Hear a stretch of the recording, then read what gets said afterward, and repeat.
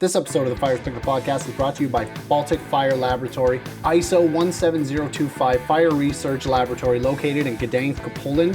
Hope I pronounced that right.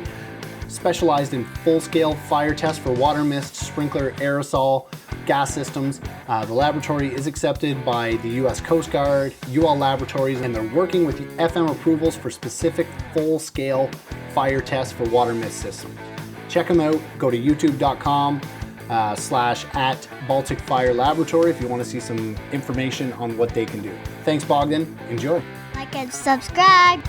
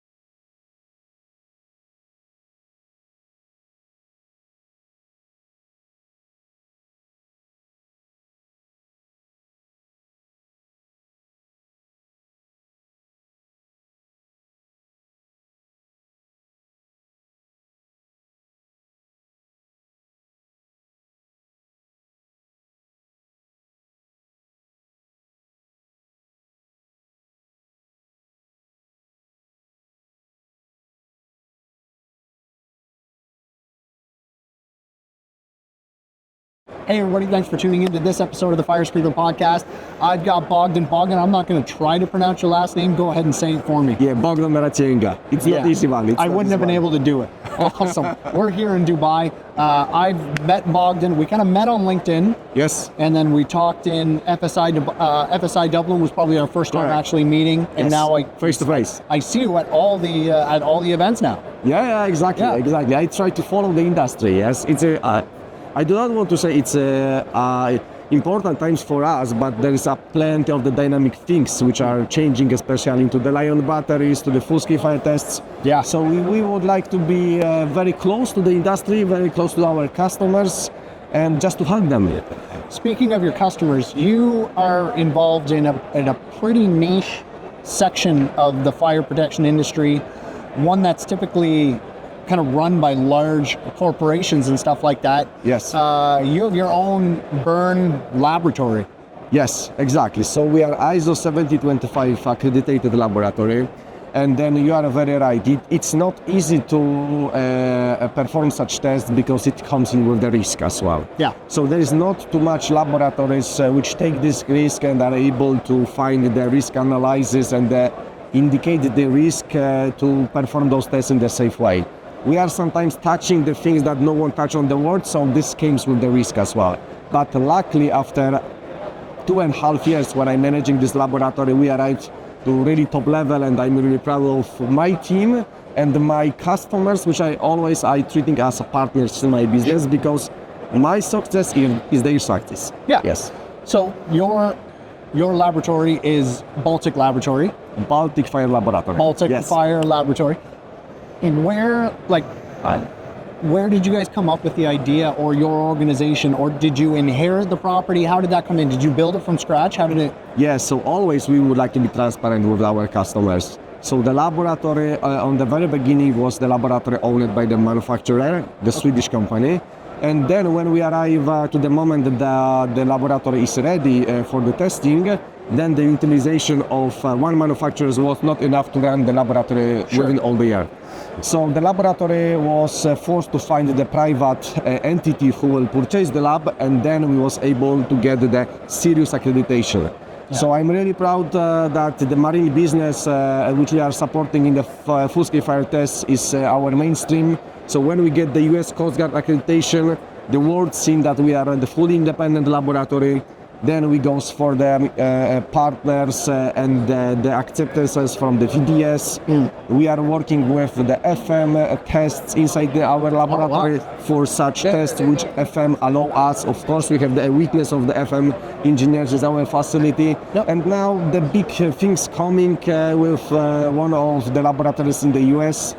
So we are in front of the sign some agreements, but this needs to stay like the 4 weeks ahead, still as a top secret. So you're not going to tell me who it is. That was going to be my next question. That'll maybe be a social media post down the road. That's good. How often, so what kind of resources? I want to get into how often you're doing testing and burning, but first I want to find out the resources that your facility has. If somebody has a storage array that they want to test, you have the ability to do that. Yeah.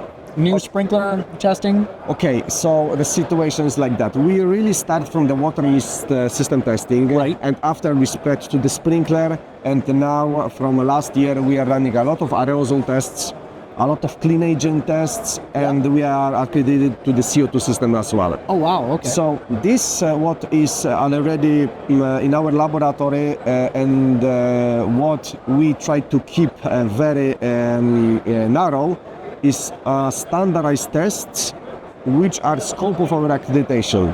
Our business plan is not to go in the quite new methods because it comes to the risk that the test protocol is maybe not exactly right because there is not like the 2 years evaluation, 10 heads, 20 heads who are writing this protocol.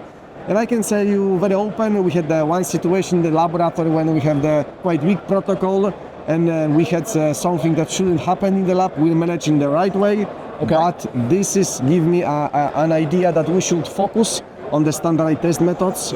And like last week, we closed the 4 days accreditation audit, and currently we have like the 17 full-scale test methods for the water mist, sprinkler, CO2, aerosol systems, and the clean agent as well. Wow. Yes, so it's a lot. That's It's a lot. It's a lot. So how?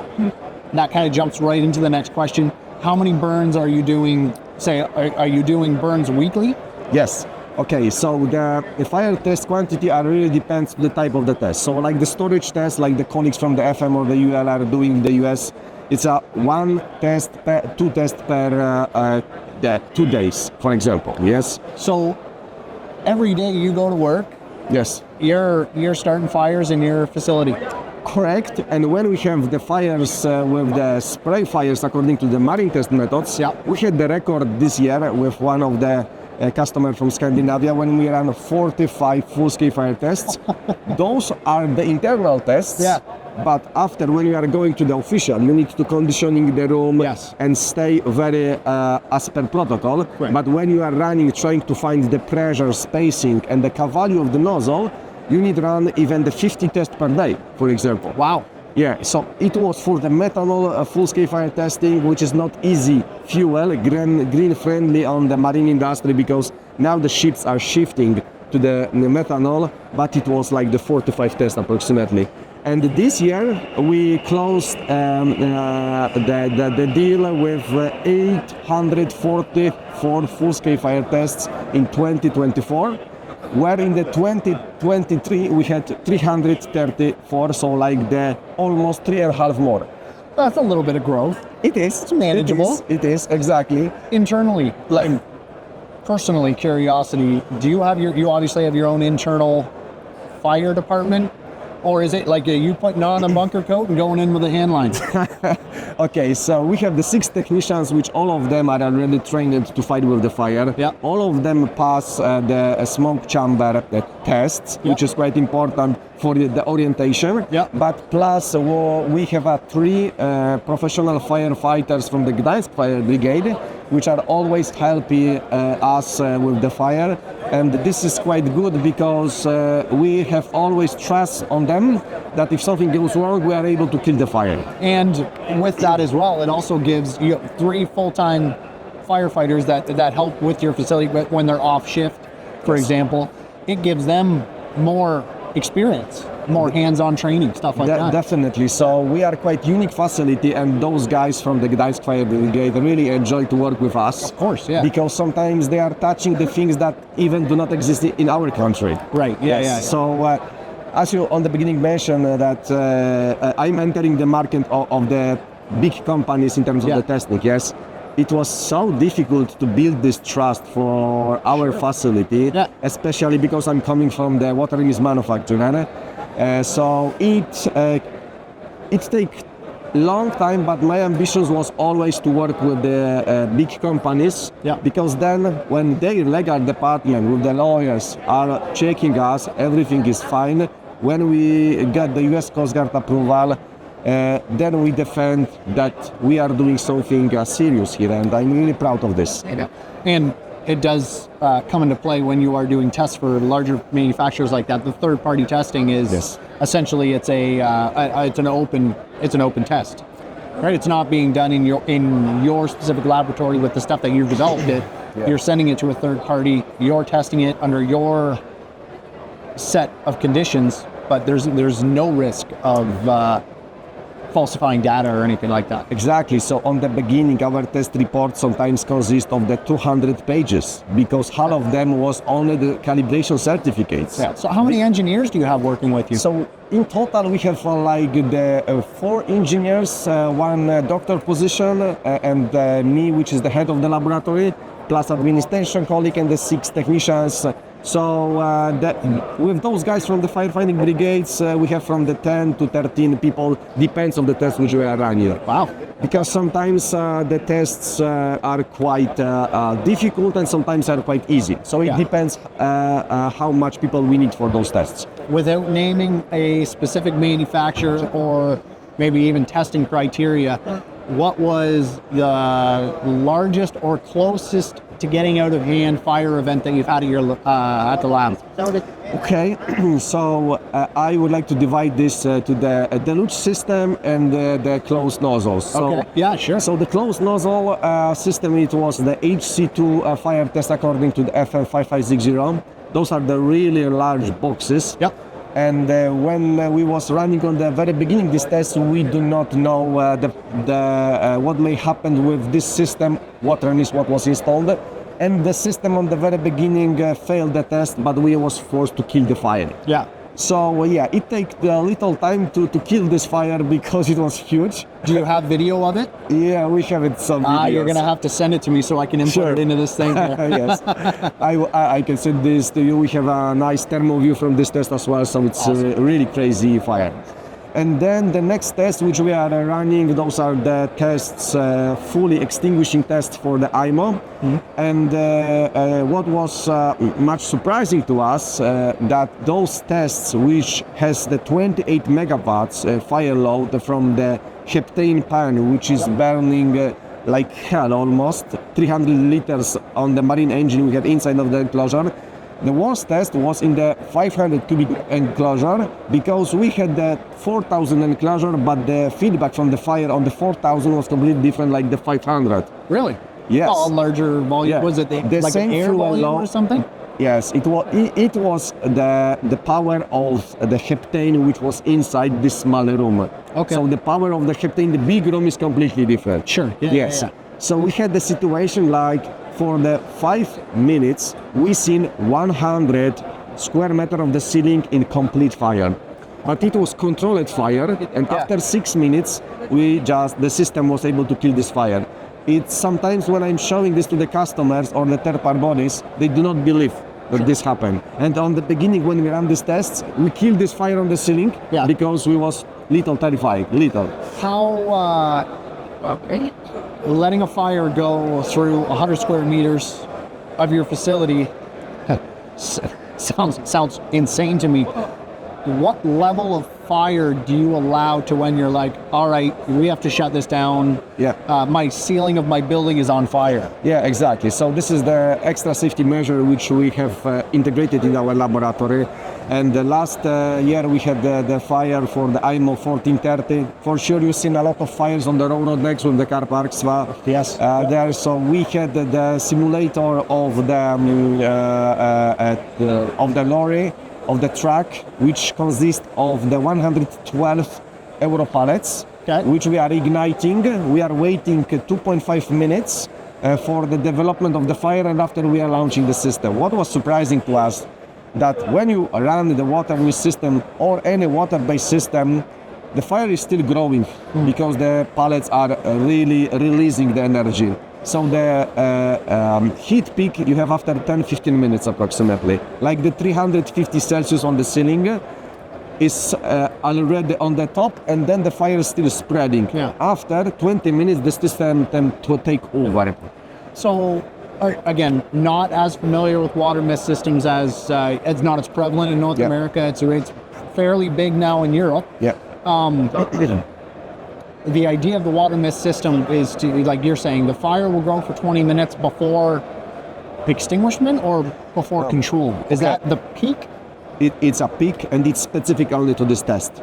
So normally, normally, because we was asking about the worst. That's right. So I will explain much deeper how it's working in the open spaces like we are here.